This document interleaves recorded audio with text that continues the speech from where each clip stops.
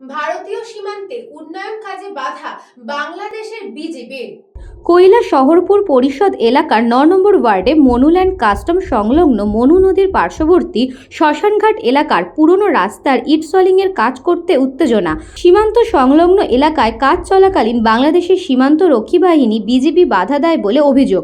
স্থানীয় সূত্রে জানা গেছে, বিজিবি সদস্যরা হুমকির সুরে বিএসএফকে জানায় যে সীমান্ত আইন অনুযায়ী ১৫০ গজের মধ্যে কোনো ধরনের সলিং বা নির্মাণ কাজ করা যাবে না। এর জেরে কাজ বন্ধ করে দিতে বাধ্য হন ঠিকাদার।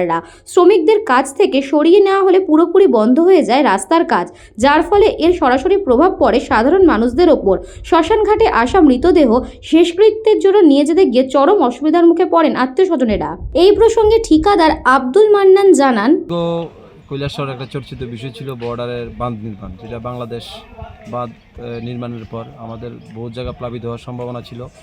তৎকালীন সময় এখানে মুখ্যমন্ত্রী সাহেবের হস্তক্ষেপে এখানে ইমার্জেন্সি টেন্ডার হয়ে কাজ হয়, যেটা এপ্রুভালের জন্য দীর্ঘদিন কাজ বন্ধ ছিল।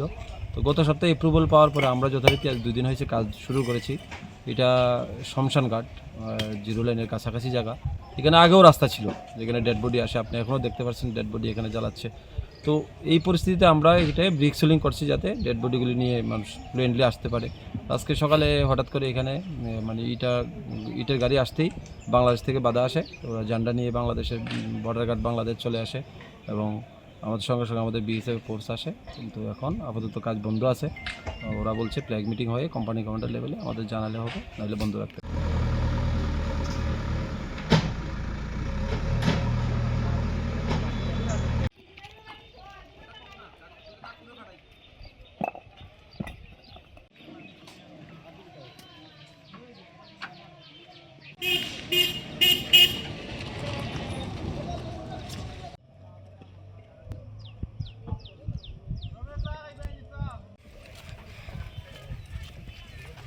ব্যুরো রিপোর্ট, নিউজ বঙ্গ টাইম।